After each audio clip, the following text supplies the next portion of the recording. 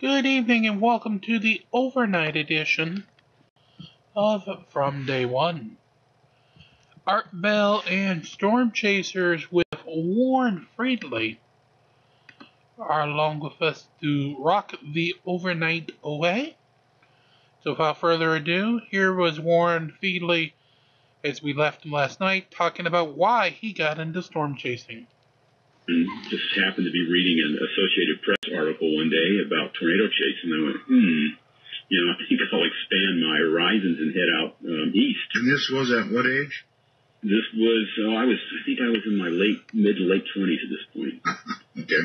And then, of course, went to, ironically, the very first day I went tornado chasing in Texas, I ended up in Saragossa, Texas, which was hit by a very strong tornado that killed, unfortunately, a lot of children during a graduation ceremony. Oh, God, I remember. And being there and seeing that, it humbled me a lot. It also told me I'm going to have to get something back. I can't just go out here like you see a lot of chasers and just have a wild, crazy time doing this. I had to give something back. And that doesn't mean I, didn't have crazy, experiences chasing and did a lot of crazy things and some foolish things. But I wanted to give something back to chasing. And I think that's where eventually all the knowledge I got from this first survival I put into writing books and doing lectures and becoming an EMT. So I could do something when I'm out there, just, besides taking the pictures and the footage. I wanted to give something back when I'm out there, and I'm glad I did, because I'll tell you what, it's a great feeling when you go out there and you're able to lend a hand to somebody.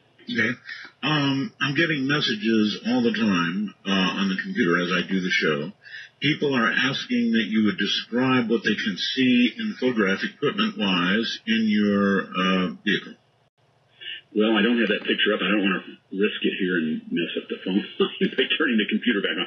But there's an iPad up on the front windshield, which is attached with a suction cup, and that I use mainly for mapping and radar.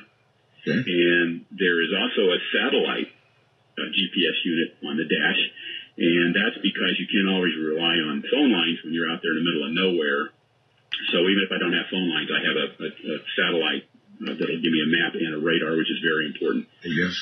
There's radios. We don't use radios much anymore to communicate with weather service. There are still some spotters that use the ham frequency. In the old days, that was the way we spotted, was on the 2 meter and 440 ham network. But as a licensed ham, of course. Right, of course. And there's, obviously my cell phone's in there, and there's a camera mounted on the front. There's usually 2 cameras in the front. Sometimes I'll have one pointed back towards me, but there's always one kind of a wide view out front we can turn on, and there's a monitor for that. There's a handheld camera that comes off that you can actually hold and watch the monitor when you're driving, so you don't have to actually look through the camera. You can use that on there.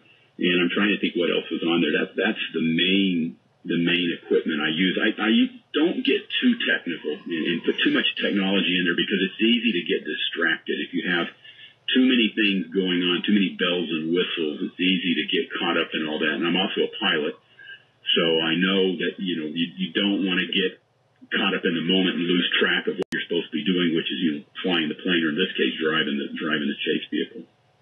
You ever wonder at all about the size of the cojones of that pilot in Oklahoma City who is constantly up when tornadoes are in the area taking video? Now, I grant you, he generally gets out to what he considers to be a safe distance, but I'll tell you, I wonder about that guy.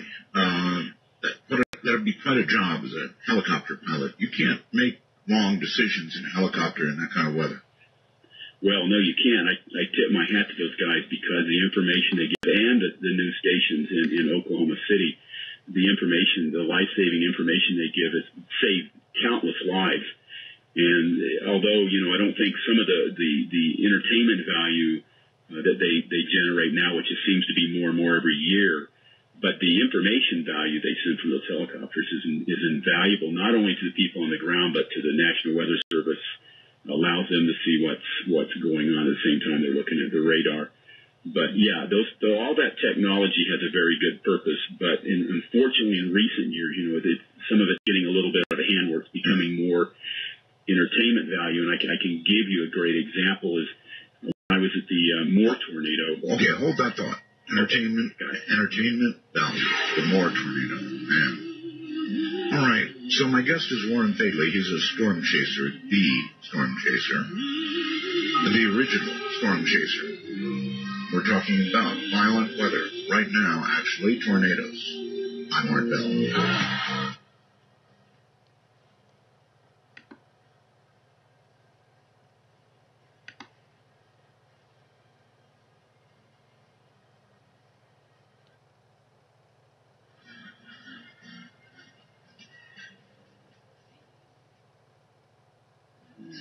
The clock strikes 12, and midnight in the desert is pounding packets your way on the Dark Matter Digital Network. For the show, please direct your finger digits to dial 1-952-225-5278. That's 1-952-CALL ART. Warren Fadley is my guest. He chases storms. He is said to be the best. That's what you're hearing. And we were talking about entertainment value, I believe. Right, Warren? Yeah, we were talking about how technology and social media have changed, the way that people get their warning information, and it's a great thing. It saves lives, but at the same time, one of the things that's happening, which is a very negative thing now, is people are relying too much on that information. And I'll give you a great example. In Moore, Oklahoma, when they were recently hit by that violent tornado, I spoke to somebody, and he said, well, I was watching TV. And I wanted to get confirmation that it was a big tornado and it was heading towards my house. And he barely got out alive. I mean, this guy, his home was completely leveled. And he only got about a half a mile away from it when he found shelter. If he'd waited any later, he probably would have been killed. But this is a growing problem now, that people they're relying too much on others to tell them what to do. And they're watching live footage and trying to correlate that with the strength of the tornado and where it's moving. And most people don't have the knowledge to do that. So the bottom line is they're taking too long to seek shelter or take the action they need to take to save their lives. And, there is that entertainment value. I've had people tell me, well, gosh, I was watching it on TV and it looked really cool, but I didn't realize how close it was getting to me. So that's one of the things I think we're going to have to see people change in weather safety training and discussions, is to get people. It doesn't matter what a tornado, if it's an EF Hero or if it's an EF 5, if it's heading towards you, you need to take the same kind of precaution you would take for any kind of tornado, and you need to not delay that action, and you need to, especially if you have a family or are responsible for other people, you really need to do that as quickly as you can. Which is not at all what chasers do. No, chasers don't. It's the chasers are going to be out there, let me tell you. And chasers do, chasers and spotters. We always talk about chasers, but really the unsung heroes of when you talk about people being actively involved in severe weather, you've got the researchers, which of course, you can't deny their research leads to a lot of life-saving information. At least the real researchers, not the fake ones, which we can certainly talk about at some point. But, the spotters really don't get enough credit. I mean, these are men and women. They go out with their own vehicles, and as you probably know from chasing, a lot of times their vehicles are beat to a pulp by giant hail. They spend their own gas money. It's strictly a public service. They don't get anything out of it. They rarely ever get a thank you from anyone. But I've heard so many spotter reports over the years when I've been chasing, giving back life-saving information to the National Weather Service, that I think we need to designate a National Spotter Day, which I'm actually working right now on doing, to give credit to those people for being out there and providing that kind of information. All right, let's take a moment and just stop talking about this aspect of it. We'll come back to it and give people your best advice, and that is when you're going to have it's forecasted now fairly accurately, I believe, Warren, when we're going to have a bad day. If you live in Oklahoma or somewhere out in the plains, they know ahead of time.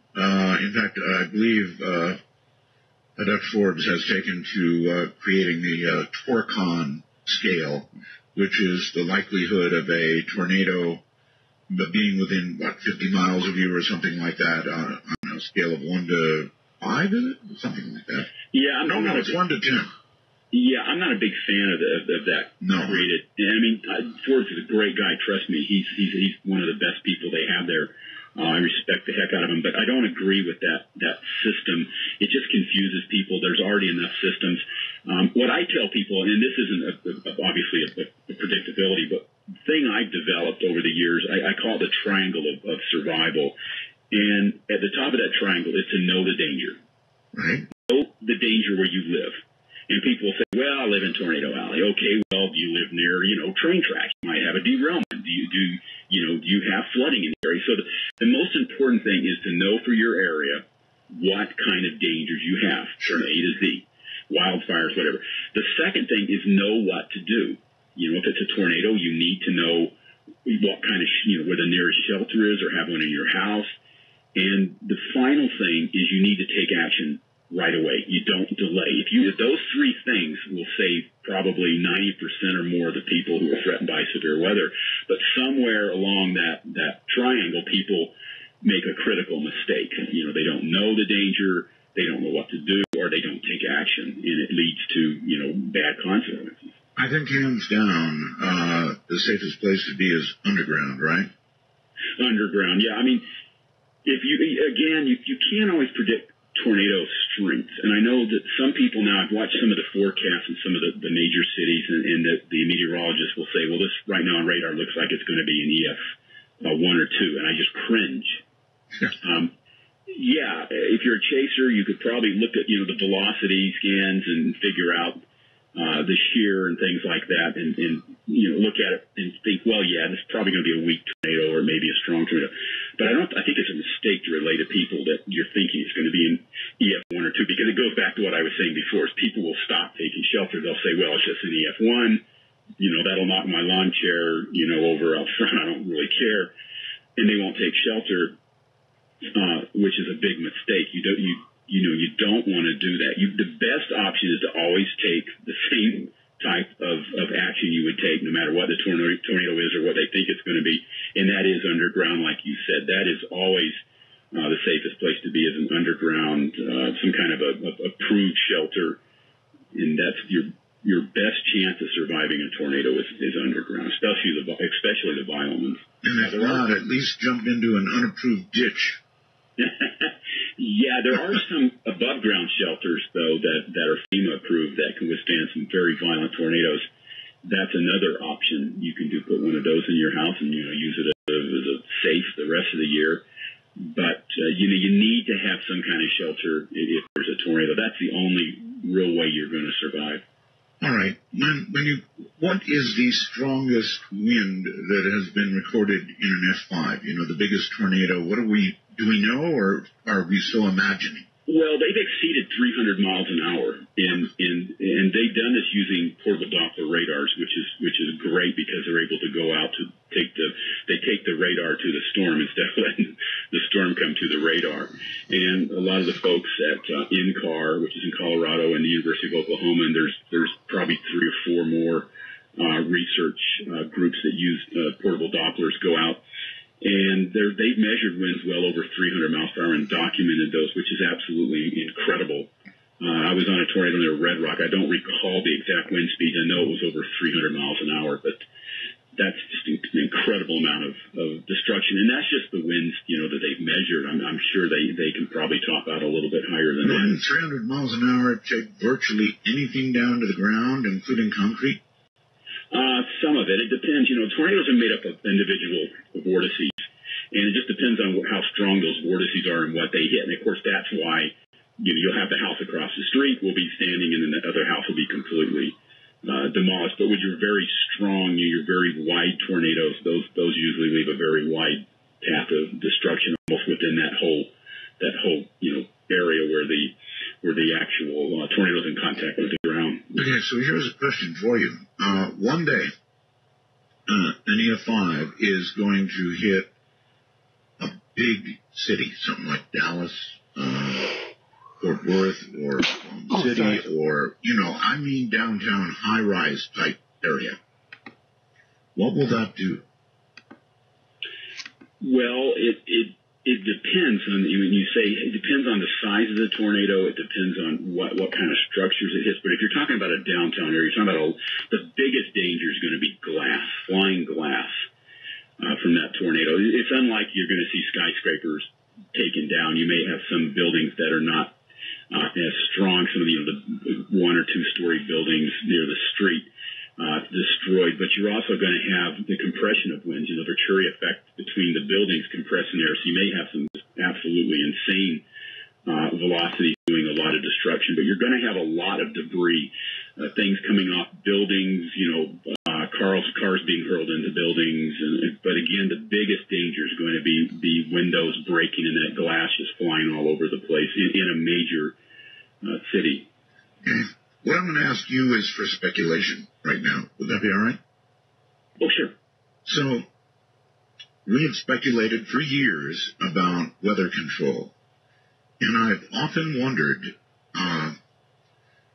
Warren, if it might be possible, if something is out going across the plains, even a big tornado, if it might not be possible, if it was headed toward a city, to do something to that tornado. I don't know whether you could detonate something big and either disperse it or change its path or control it in some way. I'm sure you've wondered and thought about weather control. Is anything like that possible? Not with the technology we have today. There's nothing you can do to, tornadoes, the storms, the supercells that spawn them are very, very large storms that are large, systems. The tornado is actually a very, very small portion of that storm in the actual circulation. The mesocyclone, which is the rotating part, the core of the storm that's actually producing the tornado in most cases, is a very large, covers a very large area within inside the storm. So you would have to disrupt that, or you would have to have some kind of vehicle very close to the tornado to figure out. And people have talked about using laser beams, and trust me, these are some of the messages I get that just crack me up. I mean, laser beams and, building. There was a gentleman I think about a year ago, proposed building a wall around Oklahoma City to try to stop the circulation. None of these things are really, maybe Donald Trump. Only good if you could get Texas to pay for it. Well, yeah, there you go. Oh, boy. I hope he's not listening. He'll be after me tomorrow. But, yeah, all these things, it would take a lot of energy. I mean, just the physics of it to overcome something like that. You would have to have something that we simply don't have the technology. I think if it's ever going to happen, it would be something where they figure out a way to actually reduce the strength of the overall storm and probably prevent it from producing a tornado. It would probably be, difficult in itself, but that would probably be a more logical approach. All right. And I did go back and check the Red Rock tornado. I wanted to get this right. It was, I believe it was 270 miles an hour. Yeah, the speed they measured. That's horrible. Really horrible. A lot of damage. And again, the country I lived in for quite a number of years is the Philippines. They are getting typhoons now that are said, in fact, they also said it of the one off Baja not long ago, right? Or down further in Mexico, the one that blew up in virtually one day to a Cat 5, and then the opposite occurred, and it virtually dissipated in a day. You're talking about the one that hit Mexico. I believe that was it Patricia? Yeah, I think that's right. I think that's correct. A very weird storm. Yeah, well, the thing about that storm was it went from being a hurricane, or from being a tropical storm to a hurricane, a very powerful hurricane. I think it was less than 24 hours. That's it. So, when you have that kind of energy in a hurricane, that's really spooky. The only thing that really saved everybody in that hurricane was a couple of things. One, it moved relatively quick. It didn't sit there and spin on the coast. And the core of the greatest winds was only, I believe, when it went on shore, maybe 20, maybe 30, 35 miles wide at the most. So and it went in between really two populated areas. So they really lucked out with that storm. They said that was the lowest barometric pressure they had ever measured. In a hurricane. There has been a lower pressure. I believe it was Hurricane Tip in 1979, if I remember right. That was actually lower if you're talking about just, cyclones in general around the world. Of course, that was a typhoon. Right. Typhoons, I'm terribly familiar with, too familiar with, and the Philippines gets hit, or within the Philippine area of responsibility, about 20 to 22 a year. It's incredible. And they seem like they're getting stronger. Now, Warren, I'm not sure about that, but boy, they do build quickly. Yeah, that hurricane season's a lot longer. I mean, you can theoretically have typhoons in the area almost any time of the year. But one of the big problems is the population areas. You know, people want to live near the coastal areas. You know, there's the major cities, the jobs, all these things. So there are more and more people living in coastal areas. And the problem is, you know, a typhoon that would have hit a specific island or specific area there 10 years ago, the population may have been, you know, maybe a third of what it is now. So as you see that, I mean, you see that in the plains, people moving to more of the major cities and urban sprawl out, and you're just giving tornadoes or hurricane just a, you know, a larger target to hit.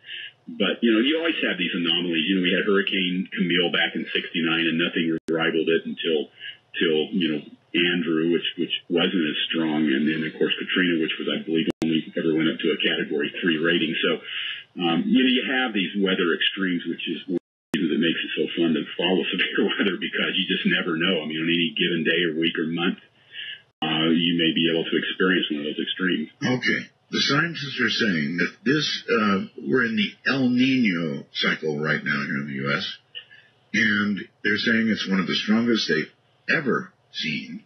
And, of course, then there's the opposite of that, La Nina, and they, I guess, cycle back and forth. But we've got El Nino this year, and it will probably affect my area here, right? It probably will affect California, but you never know. There's a lot of patterns that can offset an El Nino. I believe there was a weak El Nino in 2010, 2012 that was, you know, offset by some other things, large-scale atmospheric patterns that changed it. But, you know, you never know, and that's one of the problems. You may have a strong El Nino, and the history would say, you know, the strong one we had back in, I believe it was, not 82, 83, and which was very strong, and the one in 19, I believe it was 1990, was it 97. Both of those very strong, did a lot of damage. Matter of fact, I think the one in 82, 83 did something like $13 billion in damage worldwide. So we're talking worldwide consequences with an El Nino. You're talking about, you know, drought in Kenya. I know that there's millions of people right now, I was reading, that are threatened by the drought there. You know, fires in Australia. So, you know, a lot of things that happen in El Nino, it's not just about the weather. Can you actually explain to my audience what the two are, basically? What that? The El Nino and the La Nina? Yes, Well, the El Nino is the warming of the eastern Pacific Ocean in areas, and it happens when the trade winds relax. And the trade winds circulate, to make this as simple as I can, the trade winds circulate the ocean. The ocean has a lot of heat. As a matter of fact, the western portion of the Pacific, the West Pacific, I believe it's called the Western Pacific. I can't think of the name off the top of my head. It's called the Warm Pool. That is an area that is generally circulated. It circulates around, and the water upwells, and it cools off. You think of it like a kind of like a radiator. Sure. It cools. When the trade winds relax, then you don't have that circulation. So the water begins to pile up to the eastern areas. It becomes warmer. And when it becomes warmer, it changes all kinds of things. It changes, you know, the configure of the jet stream, which, you know, do the high and high pressure and low pressure systems move around. And that's what causes the global weather changes. In some areas, again, you're going to have temperatures that are very hot and dry. And in other areas, you're going to have, like California, for example, generally experiences, you know, higher rainfall levels. And the good news, of course, up further north is usually you don't have as many of the polar intrusions. You don't have those really cold storms. I mean, but that's not to say you won't. Now that's what they expect to happen. And I would say probably, you know, December through February is the big El Nino months, especially when you get into January, February. So it's going to be interesting to see what happens. Well, we need the rain, but you know, there's a lot of deforested area now that is going to be a problem if we get a lot of rain, obviously. Well, yeah, because you have the mudslides, you have flooding. We've even had flooding here in Arizona. That becomes a big problem because California is a lot like Arizona. It doesn't handle a lot of rain at one time. It's great to have the slow rain, the soaking rain to fill up the reservoirs. But the problem is with El Nino storms, they have a habit of dropping very large amount of rainfall in very short periods, which leads to a lot of flooding. And I'm being there in 1997 and witnessing that and all the other crazy stuff that was going along with it. A lot of people don't know, but California is really a beautified desert. That's very true. Except, people don't know that. Right at the coast, of course. You get that, I guess. But otherwise, they're using water to make it beautiful. Here's a question that's on my list that I don't know the answer to myself. What is core punching? Core punching is when you go into the core of a supercell storm, and the core is where you find the largest hail and the heaviest precipitation. And it's generally the area in a storm that's moving to the northeast. It's generally an area that would be to the front side or I should say the east side of where a tornado may form. So if you're in that area and you wait too long, there may be a tornado somewhere in there behind you. Most people don't do that. There are some chasers who enjoy doing that. I mean, if you don't like your vehicle and you want to go in there and enjoy nice hell beating your car to pieces, that's where you want to go. But it is very dangerous because when you get in that area, you're getting very close to where the interface is, where you could have a tornado. And you can have a tornado even embedded in those areas with some storms. Well, I have never intentionally driven into that. Have you? I can hear it.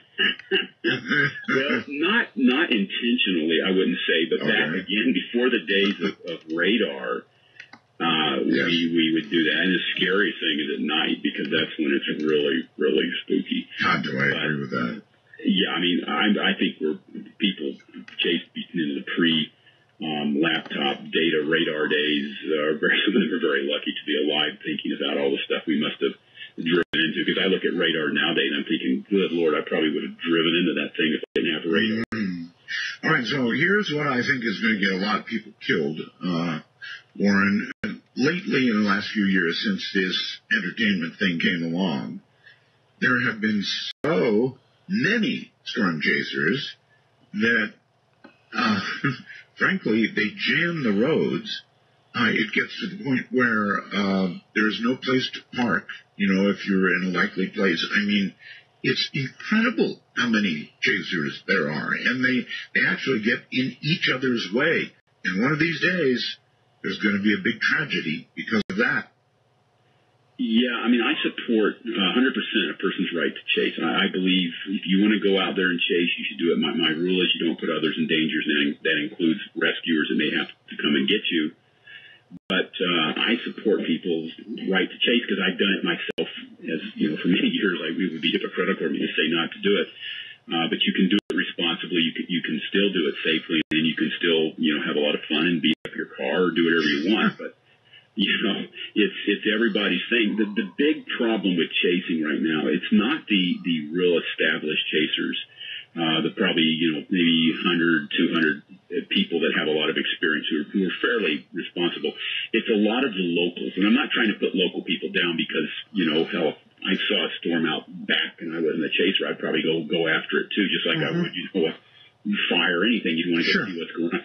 But that's the big problem right now are the locals, because the locals, most of them don't have radar. They'll see a report on TV, they'll go out, they'll clog the roads, they park in the roadways and make it difficult. The El Reno example, there was literally a rolling party to the south of that storm we got caught in, with people drinking and throwing the empty beer cans in the back of their trucks, and there were wrecks happening with people rubbernecking and crashing into each. I mean, it was like a mad world. If you remember that movie, it was just crazy. It was absolutely nuts, and we had to a couple times literally drive them through the shoulder of the road, almost off the road, to get around some of the traffic, because there was a second tornado coming towards us at one point.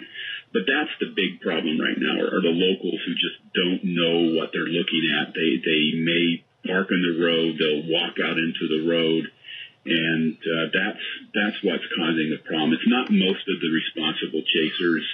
They do a somewhat good job of policing themselves. They stay off the roads, they pull off the roads, and and do a pretty good job. So yeah, it's becoming a major problem, and I see the future of something happening. You know, there's an accident blocking a road, and here comes, you know, the big tornado down the road and takes a lot of people out. I've seen that scenario set up many times.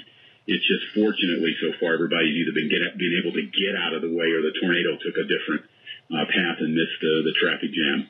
Every movie that I've seen on the subject always seems to concentrate on a group of people who are absolutely intent on setting up a weather station that will be inside a tornado, or even themselves getting inside a tornado. There aren't people out there still trying to do that, are there? Well, there's people that try to put probes into tornadoes, into the path of tornadoes. Let me correct myself there.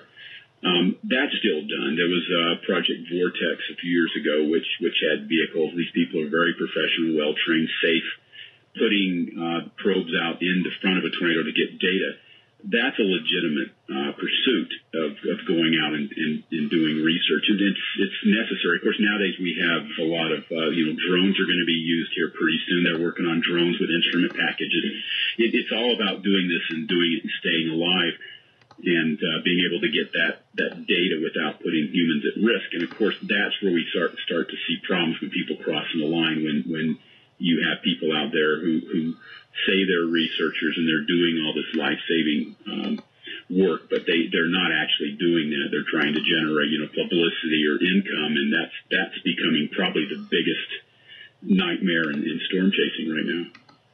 Well, it's changed a lot since we last talked, and certainly since I chased and you began chasing, a lot has changed.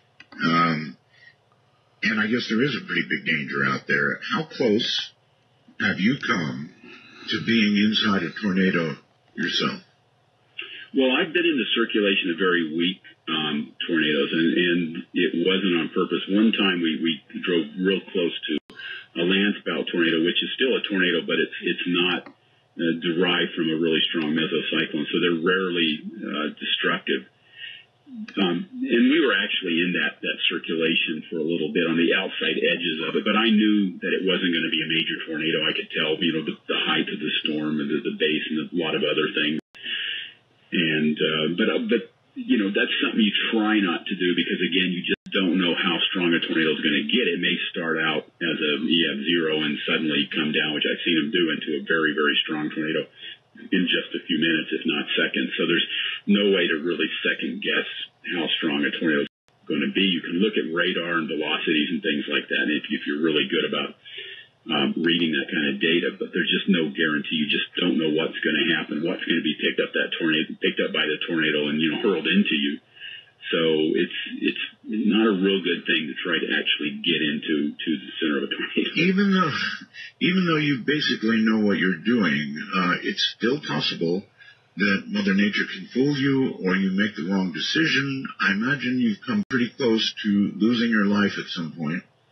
I could probably tell you about the next 4 or 5 hours about that. I mean, this year we were driving towards I can't remember the name of the town in Colorado, maybe in Lamar, Colorado, and there was a dust storm. It seemed like an innocent dust storm. It didn't look very dangerous. It wasn't something I was really worried about. The ground was wet. We didn't really expect a major dust storm to hit, and it hit. I mean, it hit in front of us, and fortunately I pulled off the road, did the right thing. We ended up evacuating the vehicle and literally running into a field. And it was a good thing we did because when the dust cleared, there was a very tragic multi-vehicle pileup that occurred in front of us. I think it took 1 or 2 lives and injured quite a few people. So it's not always the tornadoes. It's the things you just don't expect that are going to get you out there that you have to always be aware of. Yeah, that's right, because people aren't reacting normally in those situations. I'm Mark Bell. This is Midnight in the Desert.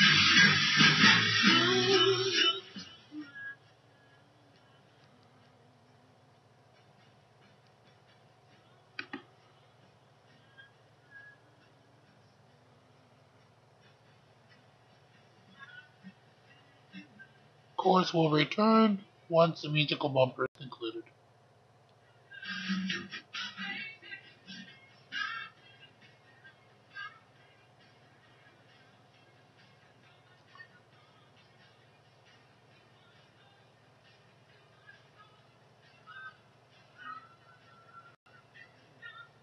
is Midnight in the Desert. To call the show, if you're east of midnight, call 1-952-CALL ART. If you're west of midnight, call 1-952-225-5278. You figured that one out yet? Hey, everybody, if you would like to join in the conversation, here comes the talk. We're going to open the lines. We'd love to have you ask a question of our nation's premier storm chaser, maybe one of the very first storm chasers, and he's still doing it. His name is Warren Fadley, and this is your chance to ask about this sort of thing. So, public number, area code 952-225-5278. Once again, 952-225-5278. Now, we also have Skype for your audio pleasure. You, if in North America and Canada, can download Skype. It's free, absolutely free. And then once you get it, download Skype. Once you get it, add us. All right? That's easy to do. Go to the little plus sign and put MITD51 in there if you're in North America. MITD51. Just the initials, as in Midnight in the Desert 51. Then we will appear on your contact list. And you can call us free of charge anytime from anywhere in the world. If you're outside of North America, it's MITD 55. Midnight in the Desert. Don't spell it out, just the initials. And doesn't matter, caps or not caps. MITD 55. Now, back to Warren. And Warren, I want to ask you, this is, for me, because I live out here in the desert. And while we rarely get tornadoes, they do happen. What we get a lot of are these dust devils. And these dust devils that we get are pretty serious sometimes, Warren. And I don't fully understand them, what powers them, how they get going. But, boy, I'll tell you what, if one hits the side of your house, it sounds like a truck ran into your house. And I've actually been caught in them, and you have to huddle down, because, of course, dust is trying to extinguish your eyes. They are really serious. How big can they get, and what makes them? Well, unlike, a tornado you would associate with an actual thunderstorm, which is a little bit more, matter of fact, quite a bit more complex. Dust devils are really simple, just rising thermals that get, usually there's a little bit of wind that begins rotation, and the air rises inside, and voila, there you got it. You got a tornado, you got a dust devil. And they can be quite intense. I know back in the 1960s or 70s, one of them crashed a refueling jet out here at the military base that flew into when it was landing. So they can be very destructive. They're very fun. I mean, when I was a kid, I used to ride my bicycle into them. I guess that would give you some idea of what I might be doing someday. But, it was a lot of fun as a kid getting inside, especially you got inside when you could actually be inside the cylinder and look around and look up and, it's kind of fun. I forgot that you asked me another question there. What actually forms them? They form and they go away just like regular tornadoes, except I don't know what powers them. It's just, I guess. It's just thermals. Generally when you have a hot day, you have the rising air, and usually there's almost always a little bit of wind associated that'll get them to rotate, and that's all they are. They're very simple, creations. There's nothing really complex about them. They can be large and they can be destructive. Out here in Tucson, a lot of times you'll have sheds that are carried away by tumbleweeds and all kinds of stuff. But they're generally not a menace. Now, I actually saw a wreck a few years ago when I was leaving town. I was only about 10 minutes out on my chase trip when a dust devil crossed the road in front of me, and a woman panicked and hit another car and caused a pretty bad accident because of the dust generated by one. So they can be dangerous. They hit trucks or cars, especially trucks, high-profile vehicles. They can be a real menace. I sometimes wonder when a storm chaser gets his vehicle pounded by giant hail, and it looks awful, and he's standing there talking to the insurance guy. I wonder how that conversation goes. Well, I've been really good because any hail damage I've ever suffered, I paid for myself. I didn't go to the insurance company and say, hey, I figured that would be the end of the insurance policy. A lot of chasers like to keep the hell dents kind of as souvenirs. I think that's one of the awards we used to call them in the old days. Chasers flack, but in the old days, you would almost keep those dents in your cars. Matter of fact, a lot of chasers, if you look at their cars, they don't even bother to fix them. And matter of fact, if they need a new car, they'll just go over to the car lot there in Oklahoma or Texas and pick up a hell damaged car and just might as well start out with a few hell dents in it anyways. All right. Well, let's try a couple of calls here, shall we, and see what's out there. Hello there on Skype. You're on with Warren Bailey. Hello on Skype. Okay, something is up, and it's not good with your audio. I don't know what's going on, but you're hard to hear. Hello. Going once. Going twice. And gone. You'll have to work that out. Frequently, when you start out on Skype, the best thing you can do is go to the Skype Echo server, and you can talk into it.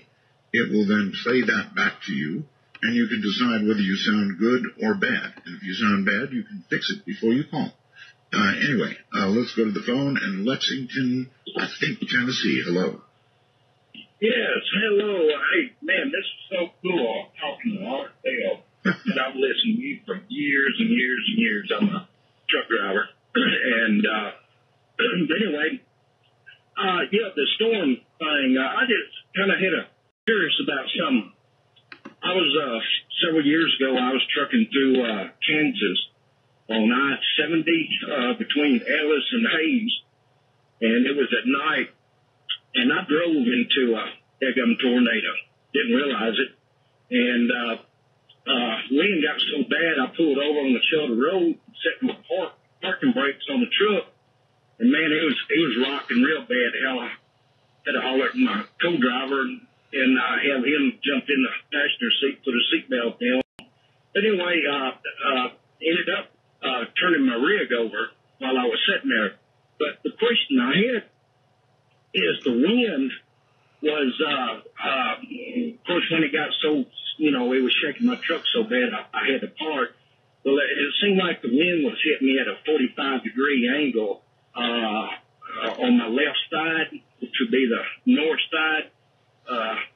And then as we were sitting there, it just looked like the wind kind of rotated around a little bit and then hitting us straight on. And then it started hitting us on the about a 45-degree angle to the right. And shortly after that, that's when it picked our rig up and turned us over. So I was curious, was I right dead center of that thing, or what do you suppose was going on?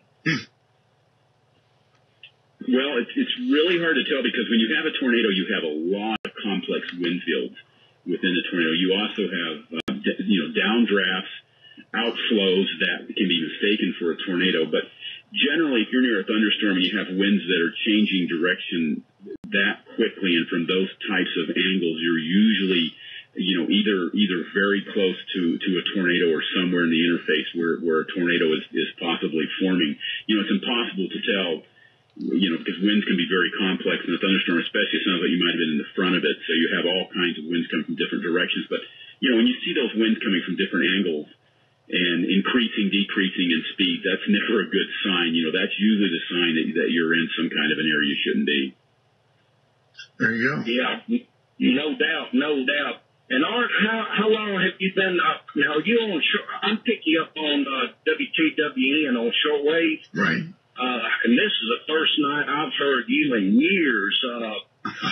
Are you just on shortwave, or what's going on? No. Okay, no. So that yes, we're on shortwave. We're on about 50 different radio affiliate stations across the country, and of course we're on the internet everywhere. So it's kind of like we started out as a internet-only radio program, and we're sort of morphing into I don't know what. So that's a deal. All right. Well, man, it sure is good to hear you. Man, it's been years, and I've been wanting to talk to you for years and years and years, but, before when you was just on coast to coast, it was impossible just not to get in. Well, I'm surprised you got in now. And listening to us, I'm sure, are you actually in a truck right now? Yes, I'm in an 18-wheeler right now going to Oklahoma. Wow. All right, thank you very, very much for the call. That's pretty cool. So he's actually able to get us on shortwave in a truck. That's pretty wild. I'm going to try this one more time with Stephen, who had trouble with Skype. Hello, Stephen. Are you there? No, sounds the same to me. Stephen? No, Stephen, it's still not working, buddy. You're going to have to go back and give it a try. Like I said, go to the Echo server, please, if you can hear my voice, and get it straightened out. It'll work eventually, trust me. Summerfield, Illinois. Hi. Hey, Art. Hey there. I'm glad to get to you. I've been listening to you since the mid-'90s. Is that wild? My question for your guest is, I don't understand why people around Oklahoma, in areas in that particular part of the country, they keep getting hit so often with tornadoes. Why do they stay there? I mean, it's just beyond belief. Oklahoma City is just like ground central. Maybe your guest can talk to some of these people, and what are they? Well, yeah, I hear what you're saying. They're in the part of the country that gets hit again and again and again. So, what do you say about that, Warren? Well, that is a good question, and I have talked to people in Moore and Oklahoma City in those areas who have left. They've gone. They're done. Especially Moore being hit 2 or 3 times now. They're gone. They're leaving. They're getting out of there. But the odds of getting hit by a tornado, I mean, we went through some really weird years here, very, very slim. But then you have to ask yourself, the other question is, why do people live in San Francisco or L.A., which Right. The odds are that it's going to be annihilated eventually. I mean, it's not if, it's just when. And I mean, whenever I'm on the West Coast, I'm always, aware of that. I'm always aware, especially places like San Francisco. I'm always aware that, someday they're gonna, it's just inevitable, going to suffer an absolute catastrophic earthquake. But most people don't. They want to play the odds. They don't want to leave because of that reason. Well, I do understand the psychology, though. They do get hit a lot, and I guess when you're sitting watching on TV, you say to yourself, well, do they stay there, especially in those areas near Oklahoma City that seem to get hit again and again and again. What is it about Oklahoma City? Any thoughts on that?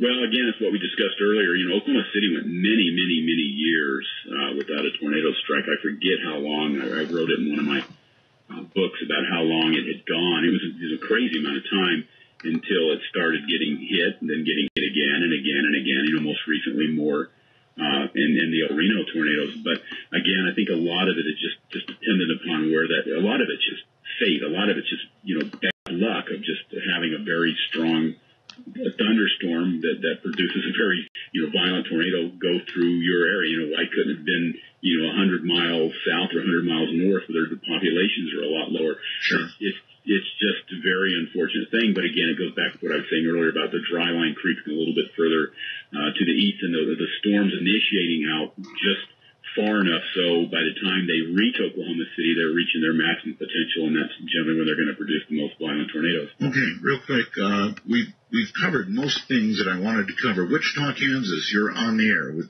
Warren. Hi. Hi, Mr. Bell. I have a question. I actually live in a smaller town, El Dorado, on the outside of Wichita. Okay.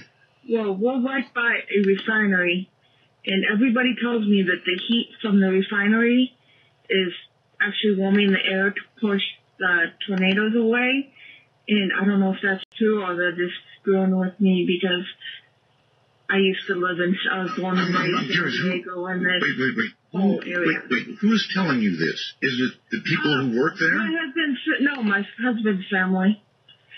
They say, oh, well, the heat is heating up the atmosphere and it's less likely we'll get hit with something big because the heat will push the cold air away from this area. Warren? I've never heard of anything like that, and it's hard to believe it because, the storms are just so immense and so powerful that I don't think a single refinery is going to probably have any effect on it whatsoever. I mean, people used to think in Topeka, Kansas, that I think it was called Burnett's Mound, protected the city. Most major cities have areas like that where they think either a hill or a lake or a factory will protect them, and that's unfortunately usually not the case. There's just not enough energy coming out of a structure like that to really alter, a massive tornado. It's a good PR story, though. Well, yeah, it's a great PR story because everybody starts building refineries to keep the tornadoes away. That's right. We are being protected by that refinery. I've got something like that going on here where I live. I've got 13 towers up, Warren. 13 tall towers. One of them 100 feet, the rest 76 feet tall, covering 5 acres. We get lightning storms all the time. But you know what? I've never been hit by lightning. I've never had one of the towers hit. And I've come to believe that these 13 towers, all of which are grounded, actually protect me. I don't know if that's true, but I believe they discharge before the strike. That could be very true because you have buildings now that have lightning systems on it where it'll discharge the lightning, of course, into the ground or protect the building. So it's very possible though that storm is making that connection between the ground and the cloud through those towers. That's quite possible. Well, I've come to believe that. I still, every time I say it, I knock on wood. Believe me. Is there any advice that you can give to would-be storms chasers? I mean, I get it. I know why people do it because it's an adrenaline rush. But what advice would you give them? Well, the best thing to do, I could say to storm chasers, from someone who's been doing it for many, many years, is to make sure when you do it, you're not going to hurt anyone else. That's the big thing, is to make sure that you're not going to do something so stupid that you're going to have EMS people come in and rescue you and put themselves in great danger, which happens a lot. Don't be part of the problem. I mean, you can get as crazy as you want. Most of the time, people are chasing out in the middle of absolutely nowhere. I mean, you can get away with all kinds of crazy stuff, but don't, danger other people, especially people that aren't chasing. Pull all the way off the road. Don't get distracted and do crazy things in your vehicle that could harm someone else. That would be the number one thing. I guess number 2 would be try to give something back to what you're doing. Whether, if you're going to go to a local school and do a safety talk and show some pictures to kids, do something like that, learn to be a spotter, spot your neighborhood, your local area so you can report back what you see, but try to give something back to humanity. It's not all about just taking things and pictures and enjoying these things. Right. I really think, you have to give something back. All right. Well, Warren, I think I'm going to say thank you for being here tonight. It has been a joy to interview you, and I would like to do it again. I'd like to have you back. Perhaps the time to have you would be, I don't know, some spring day when things are really heating up and you're actually out. But then again, you probably couldn't do it under those conditions, could you? Or would you? I would if it sounds like a great idea. It just depends on the circumstances. But a lot of times the storm's in, by 8 or 9, and you've got all that time afterwards when you're all wound up. So it'd be kind of fun to do a show under those conditions. It really would. I mean, even if you at times would have to put down whatever communication device you were using at the time and just sort of let us listen, it would be wild. I appreciate your being on with us, and we'll do it again sometime. Great. Thanks a lot. I appreciate it. All right, my friend. Take care. That's Warren Fadley. So, coming up, we're going to go to open lines, and that means for the next hour, anything you want to talk about is fair game. Anything at all. So, by the way, did you hear that story I read from that nurse when we began the show tonight? If not, I'll sort of recap.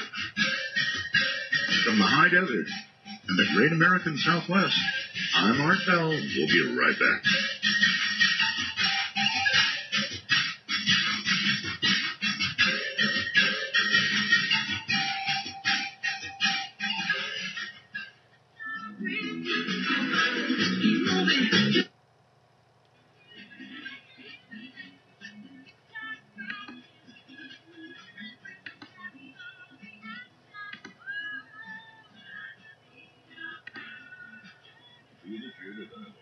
With Art Bell, please coordinate your phalanges and call 1-952-225-5278. That's 1-952-CALL-ART. All right, so it's open lines. Anything you want to talk about is fair game. Very much appreciate your indulging my interest in things that are strange, and storm chasing has kind of always been down my alley. Still do it. If something close is getting wild, I'll still go out there and try it. Anyway, anything you want to talk about, fair game. That's what Open Lines is all about. I do want to go over this one more time. This nurse, we are really pursuing this. This is a woman who was pregnant. She was verified as being pregnant. They did everything. The blood work. They did, they took pictures. And she had a live, single fetus within her. And then one day she walked into the ER and said she didn't feel she was pregnant anymore, or didn't feel pregnant. They photographed her again. It was gone. Now, there was no abortion. There was no either induced or otherwise. In other words, her HCG levels, which they measure, became non-existent. This fetus absolutely flat disappeared. And the nurse, of course, wrote me a very, very interesting, and I should just read it again, but I'm not going to. Let's go to Open Lines and see what's on your mind out there. Adam on Skype, hello, you're on the air. Hey, Art, hi. That's pretty strange about the nurse. How long was the woman? Okay, let me see here. She was many weeks. Let's see. You're, okay. Young mother who had already presented twice previously since confirming pregnancy 10 weeks ago. Okay. So the pregnancy was confirmed 10 weeks ago at the point she first went to the hospital. Yeah. Don't know what to say there. Hey, I heard the comment earlier about the lightning protection, and I just wanted to say that we had a company come in and put a system in for us, and it was the booklet really described how it works, and it was pretty interesting. They put up these things called spline ball ionizers. It looks like a dandelion. That's right. Yeah.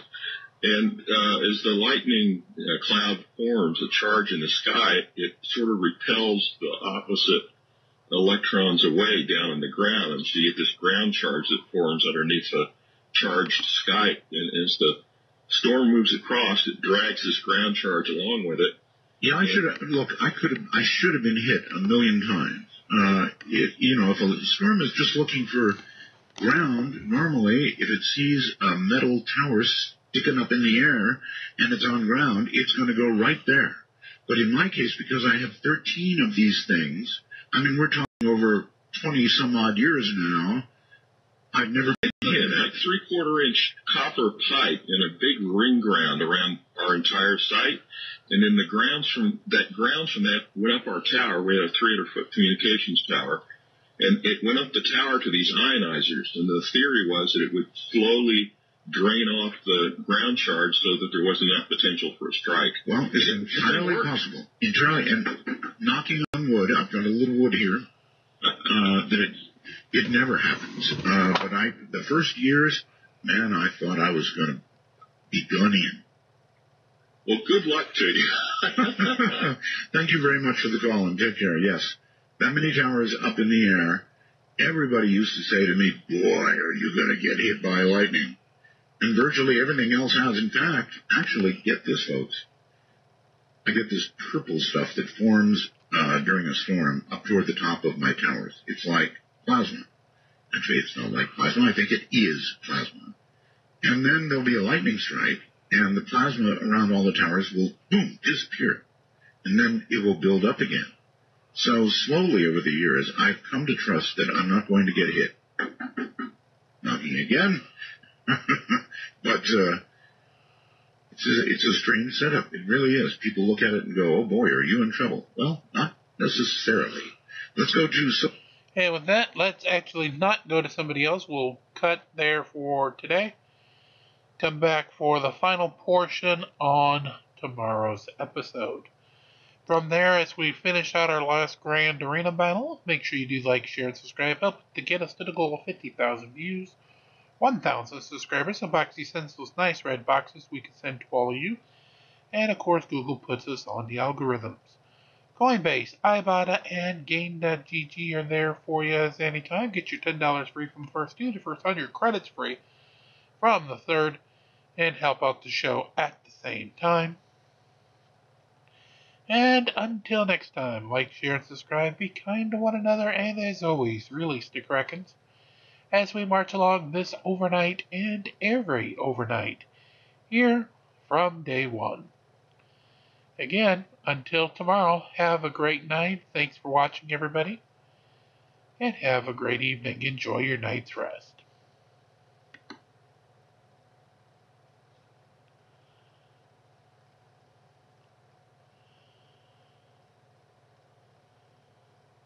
Good night, everybody.